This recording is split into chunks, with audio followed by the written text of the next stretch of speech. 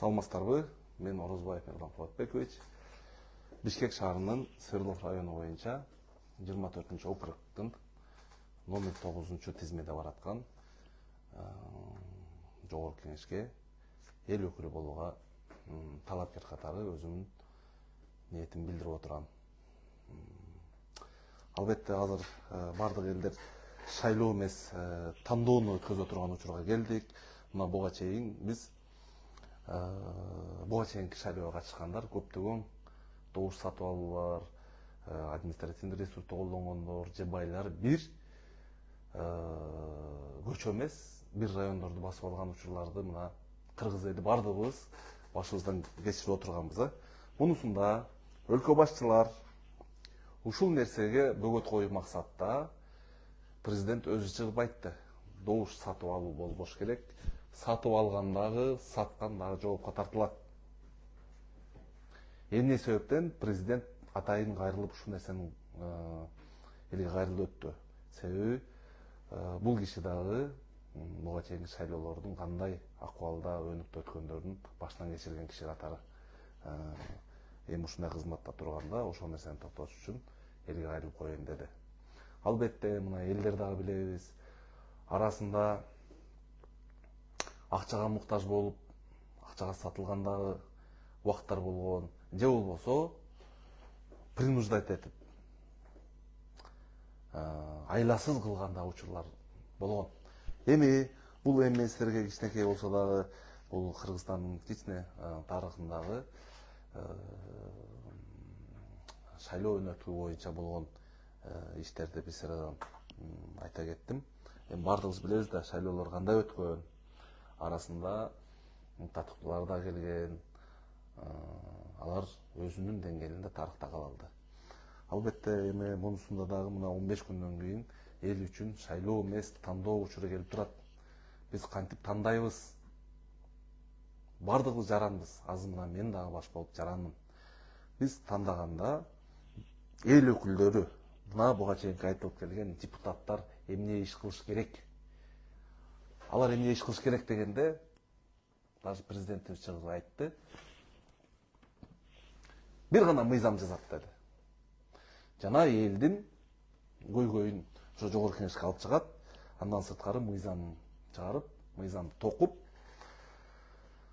ошол мыйзамдын аткарышын көзөмөл кылышат.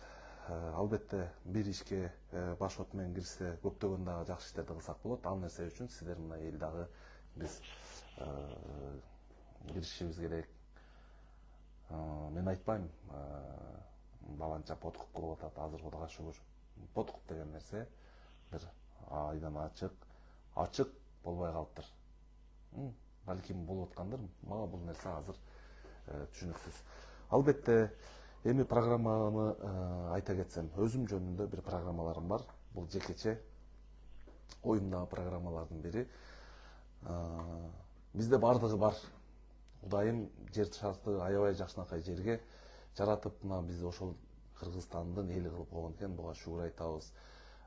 Канчалаган кен байлыктарыбыз бар. Мыйзамдарыбыз дагы аябай сонун кылган. Ошол нерсенин аткарылышына жардамдашканча жана көзөмөл кыла алсак, мен ойлойм көптөгөн элден келген татыктуу уул кыздардын программалары, идеялары жана карапайым адамдардын үндөрү менен чоң программалар жазылат. Ошол нерсенин аткарылышына мен толук мына болгон күчүмө арнайлам деп айтам. Себеби, урматтуу элим, мен көптөгөн жылдары укук коргоо кызматында иштеп, тергөө кызматында айрыкча, мына карапайым элдин кыйналып, башында оор күндөр болуп, анан айласыздан милицияга келип арыз жазган күндөрдү мына мен өзүм колум менен арыздарды алып, ошол иштерди сотко кетирчилик да. Эгерде мыйзам болбогондо, мына тергөөчүлөр дагы иштей алмак эмеспиз. Мыйзам бар. Ошол нерсе аткарылбай калышы анча-мынча күмөн саналып калат да. Бүт бардыгыбыз эле арыз жазып, бардыгыбыз ишибизге көксөгөн максатыбызга жетпей жүргөн көптөгөн арыздар каралбай калган же созулуп кеткен учурлар бизде көп дагы деле. Пенде болгондон кийин турмушта алыш-бериш кыласың, кичинекей ишкерлик кыла каласың, бизнес кыласың. Мына ошонун ортосунда баягы пикир келишпектердин аягынан баягы милицияга же арызданган учурлар көп болот да. Ошол нерсени мен укук коргоо системасынын оңолушуна жана соттун акыйкат чечим чыгарышына мен бардык күчүмө аракет кылып ошол нерсе менен иштеп бара алам. Себеби, урматтуу элдер, сот кантип чечим чыгарат? Тергөө кызматы уголовный ишти чогултуп барып, ошону берсе, сот деген ошону карап гана чечим чыгара алат. Демек, биз сот системасын оңдоор алдында тергөөдөн башташыбыз керек деген программаларды айтып келем. Азыр эми бүгүн биринчи алгачкы эфирлерибиздин бири отуруп алып эле көп сүйлөй бербей, сиздерден келген суроолор болсо жооп бергенге аракет кылайын. Кенен баарлашуу кылсак болот. Эгерде Алия Талайбековна, эгерде суроолор болуп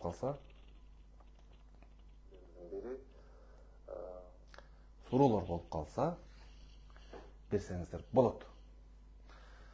Урматтуу элдер, бизде бир коомчулукта бир кичинекей көйгөй катары көрөм да. Эгерде бир адамдын башына мыйзам тарабынан бир оор жагдайлар түшсө, ошол нерсени кайсыл РОВДга жана прокуратурага же сотко же болбосо кайсыл күч түзүмүнө кайрылганды билбей анан же ошол нерсени арыз жазгандан убактыбыз болбой, зеригип күндөр өтүп кеткен учурлар көп. Анын аягы эмне болот? Анын аягы кийинки жолуккан ошол кишинин нааразы болуп калган кишинин бир жерден көрүп койсо урушуп кетип, анан ошол менен чырдашкан, эки үй бүлөнүн кырылышканын алып келген случайлар көп да. Мен бул нерсени сиздерге аябай кыскалуу айтып берип атам. Бардыгыбыздын башыбыздан өткөн бул нерсе. Мен ойлойм. Мындай нерселер башыбыздан өткөн. Так. Алия Талайбековна суроолор жок бекен? Анда эмесе мен бүгүнкү эфирди сиздер менен коштошо берсем болот. Бүгүнкү эфирдин биринчи максатын мен Орозбаев Мирлан Кубатбекович азыркы жогорку кеңештин шайлоосуна болуп аткан шайлоо учурунда мен өзүмдүн талапкерлигимди эл өкүлү катары койгонумду айтуу. Экинчиси менин номерим 9. 24 округ. Бул Бишкек шаарындагы Свердловский районунда жайгашкан округтар. Ушул негизги нерсени айтып коеюн, жана өзүмдүн алдыда кыла турган нерсеми айтуу боюнча бир 2-3 максатта чыгып коеюн дедим эле. Мен ойлойм ошол нерсени айта алдым. Кийинки эфирлерибизде дагы шайлоонун жүрүшүндөгү болуп жаткан маселелер боюнча кайрылып турсак болот. Кайрылып турабыз. Суроолор жок болсо анда коштошо берейин, бир эле Манас Осмон деген агабыз ийгилик каалаптыр. Бул кишиге чоң рахмат. Бул кишини тааныгандар тааныйт, билгендер билет. Бул кишинин эл ортосундагы кадырын. Ушундай агаларыбыз ийгилик каалап атат. Айтканыңыз келсин. Рахмат.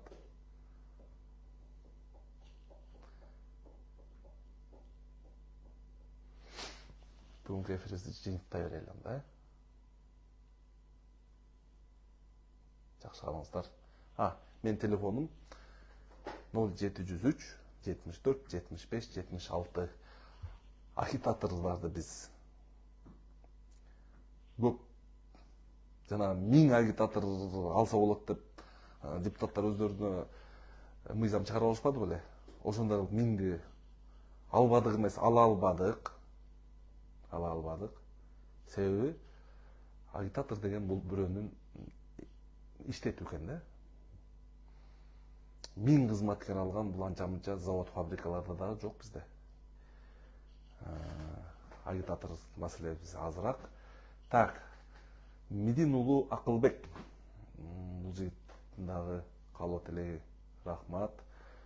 Бул жигитти дагы билебиз. Кыргызстанды бүткүл дүйнө жүзүнө туризм катарында жакшы жактарын көрсөтүп, чагылдырып жүргөн жигиттердин бири. Телегей Исраилова. Бул менин бүт бир тууган эжекем. Сизге да рахмат. Алия Алымсейитовна. Сизге да рахмат. Мынан да өтө серьезный адам ийгилик каалапты. Рахмат. Римма Алымбекова. Ушул менин номерим. Римма Алымбековна деген номерим жазып коюп туруп, ушул менин номерим. 703 74 75 76. Менин бир эле штабым бар. Бул жер. Дарегибиз Кожзавод деген жерде жайгашканбыз. Наурузбек Абакиров. Рахмат. Ушул жигит айтканың келсин. Рахмат, Наурузбек. Сен дагы талапкер болушуң керек эле, Наурузбек. Бул баланы мен жакшы жактарынан билем. Жүрүшү менен депутат. Римма Алымбековна, сизге рахмат. Алга деп дем күч берипсиз.